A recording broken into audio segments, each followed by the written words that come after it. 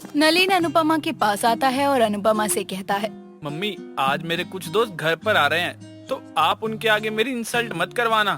ठीक है बिटवा, हम तेरे दोस्त लोग के लिए खाने में क्या बना दे? नहीं मम्मी, खाना मैं बाहर से ही ऑर्डर कर लूँगा, बस आप कोल्ड ड्रिंक वगैरह सर्व कर देना। ठीक है बिटवा, कोनो परेशानी नहीं।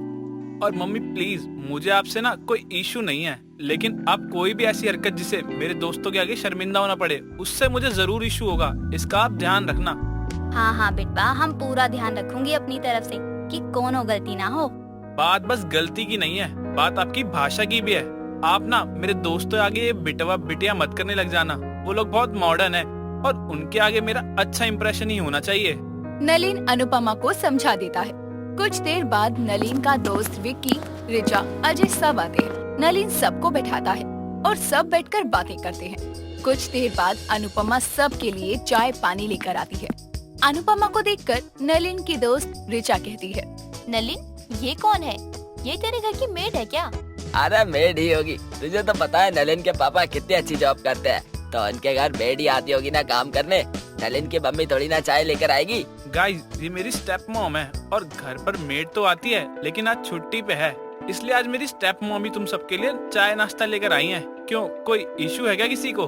वाह यार, तेरी स्टेप मॉम तो बड़ी अच्छी है, तेरे और तेरे दोस्तों के लिए चाय नाश्ता लेकर आ रही है। नलिन, ई स्टेप मॉम का होत है, हम कोई मॉम थोड़ी हूँ, हम तो मम्मी हूँ ना।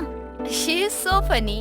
मॉम, स्टेप मॉम का मतलब होता है सौतेली माँ, जैसे आप मेरी सौतेली माँ। मैंने आपको पहले ही समझाया था ना, लेकिन आपकी वजह से देखो सब हंस रहे हैं। सॉरी, आप लोग भले ही हमको नलिन की सगी माँ ना समझे, लेकिन माई कभी सगी या सौतेली ना ही होत है। माई तो बस माई होत है, जो अपने बच्चों से बहुत प्यार करत है। वाह यार नलिन, तेरे घर में तो मोरल साइंस की क्लास हो रही है, तो तू कॉलेज क्यों जाता है? हाँ, एक काम करना, घर पर ही फ्री में पढ़ ले। घर भी नलिन बेचारा कैसे पढ़े? अरे इसकी मॉम को तो देखो, शक्ल से ही गवार लग रही है। नलिन को कुछ पढ़ाने गई तब तो नलिन आगे पीछे का सब भूल जाएगा। मॉम, अब तो खुशी मिल गई होगी ना आपको मेरी इंसल्ट करवा कर। अब यहाँ क्यों खड़ी हो, जाओ ना। नलिन के सभी दोस्त मिलकर अनुपमा का मजाक बनाते हैं और नलिन चुपचाप सब देखता है और कुछ नहीं बोलता। नलिन अपनी माँ को ही वहाँ से जाने को बोल देता है। अनुपमा वहाँ से चली जाती है। नलिन के सभी दोस्त मिलकर घर में ही ताश खेल रहे थे। आपस में बातें करते हुए हंसी मजाक चल रहा था। तभी नलिन की दोस्त रिचा सबके लिए वाइन मंगवाती है। कुछ देर बाद में वाइन आती है और रिचा वाइन की बोतल हाथ में लिए हुए सबको कहती है, अटेंशन एवरीवन, आज तो फुल पार्टी होगी और देखो मैंने सबके लिए क्या मंगवाया है।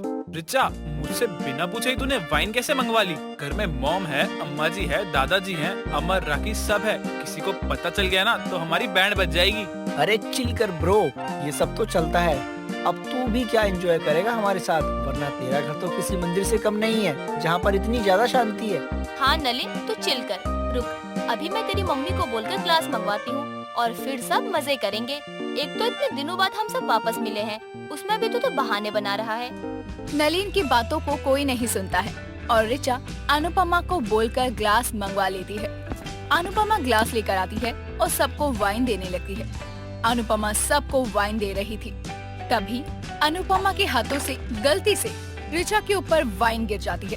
वाइन गिरते ही रिचा को बहुत गुस्सा आता है और रिचा अनुपमा के ऊपर चिल्लाते हुए कहती है, यू ब्लडी, दिखाई नहीं देता है क्या? मेरी इतनी एक्सपेंसिव ड्रेस खराब कर दी। आपको पता भी है ये ड्रेस मेरे डैड पेरिस से लेकर आए थे मेरे लिए और आपने इसमें वाइन गिरा दी। सॉरी बिटिया, गलती से गिर गवा, हम अभी साफ कर देते हैं। तब तक तुम हमारी बिटिया राखी की कोई ड्रेस पहन लो, उसके पास भी बहुत अच्छी ड्रेस है। Are you out of your sense?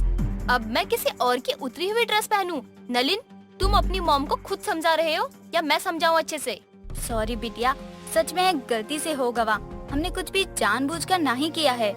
Mom, आपको देखकर करना चाहिए था ना। रिचा की पूरी ड्रेस खराब कर दी है और अब आप यहाँ खड़े होकर और भी ज्यादा मूड खराब कर रही हो। जाओ यहाँ से। नलिन की बात सुनकर अनुपमा वहाँ से रसोई में चली जाती है और रोने लगती है। लेकिन अब अनुपमा भी क्या बोलती, जब उसका बेटा ही उसे दूसरों के सामने सुना रहा था। लेकिन इत्तेफाक से ये सब कुछ अमर देख लेता है और अमर भी वहाँ नलिन के दोस्तों के साथ आकर बैठ जाता है। अमर रिचा से कहता है, वैसे तुम इतनी खूबसूरत हो, ड्रेस पे तो नजर ही नहीं जाएगी किसी की। अमर की बात सुनकर ऋचा को अच्छा लगता है और उसका गुस्सा शांत हो जाता है। अमर सबके साथ बैठकर आराम से बातें करने लगता है, हंसी मजाक करने लगता है। कुछ देर के बाद ऋचा वाइन पी रही थी और उसके हाथों से वाइन का ग्लास जमीन पर गिर जाता है और ये देखकर अमर कहता है, यू ब्लडी नॉनसेंस, तुम्हें दिखाई नहीं देता है? ये मार्बल इतना महंगा है और तुमने इस पे वाइन गिरा दी। अब इसका दाग कौन साफ करेगा? तुम्हारी मॉम या तुम्हारे डैड आएंगे साफ करने। अमर चिल्लाने लगता है और अमर के चिल्लाने की आवाज सुनकर अनुपमा घबरा जाती है और वहाँ आती है। साथ में राखी भी वहाँ पर पहुँच जाती है और ये सब होते देखकर अनुपमा अपने बेटी से कहती है, अमर क्या हुआ? तो इतना गुस्सा काहे कर रहा है? हाँ अमर, मैंने तुम्हें इतने गुस्से में पहले तो कभी नहीं देखा। अब क्या हो गया? हुआ मुझे नहीं, इसे है। अरे वाइन गिरा दी मार्बल्स पर। अब आप ही बताओ मम्मी, ये वाइन कौन साफ करेगा? What's wrong with you? Wine ही तो गिरी है, नॉट अ बिग डील। गलती से गिरी है। तुम तो ऐसे बोल रहे हो जैसे पता नहीं क्या हो गया हो ऐसा। गलती तो अभी मम्मी से भी हुई थी कुछ देर पहले, तब तो सबने मम्मी को ना जाने क्या क्या बोल दिया, और अब जब वही गलती तुमसे हुई है तो नॉट अ बिग डील।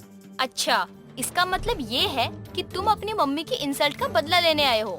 मैं किसी भी चीज का बदला नहीं ले रहा हूँ, मैं तो बस तुम्हें तुम्हारी गलती बता रहा हूँ। तुम किसी और के घर आके उन्हीं की इंसल्ट नहीं कर सकती हो। तुम्हें अपनी ड्रेस इतनी पसंद थी ना, तो घर में रखनी चाहिए थी। अमर, ये गेस्ट है हमारे, थोड़ा शांति से। अरे भाई, आप तो रहने ही दो। गेस्ट ऐसे होते हैं जो दूसरों के घर में आके ऐसी हरकतें करें, और आप तो अपने दोस्तों के आगे खुद का इम्प्रेशन बनाने के चक्कर में वाइन तक लेके आ गए। अमर की ये सारी बातें सुनकर ऋचा को बहुत बुरा लगता है और उसे बहुत ज्यादा गुस्सा आता है और वो अमर की तरफ थप्पड़ मारने के लिए अपने हाथ को उठा ही रही थी कि तभी अनुपमा ऋचा का हाथ पकड़कर उसे रोक देती है और उससे बोलने लगती है, नहीं बिटिया, जब तक तुमको हमको नीचा दिखाना था तब तक हम कुछ नहीं बोले, लेकिन जहाँ बात हमारे बच्चों पर आएगी तब हम चुप नहीं रह सकते हैं। अरे यार नलिन, ये सब क्या ड्रामा हो रहा है? तेरी मॉम भाई ऐसे कैसे बात कर सकते हैं ऋचा से? नलिन, तुमने हमें यहाँ हमारी इंसल्ट करने के लिए बुलाया था क्या?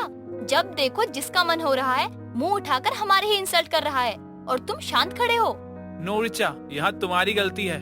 आई नो, मेरी मॉम थोड़ी गवार है, लेकिन तुम्हें उनसे ऐसे बात नहीं करनी चाहिए थी, तो तुम माफी मांगो मेरी मॉम से। डिस्गस्टिंग। ऋचा अपनी बेइज्जती होते देखकर गुस्से में वहाँ से मुंह बनाकर चली जाती है। ऋचा के साथ साथ उसके दोस्त विकी और अजय भी वहाँ से निकल लेते हैं। अनुपमा जो कि रसोई में रो रही थी, उसके लिए अमर अपनी आवाज उठाता है और जब अपने बेटी पे बात आती है तो अनुपमा भी चुपचाप सब कुछ सहन नहीं कर पाती।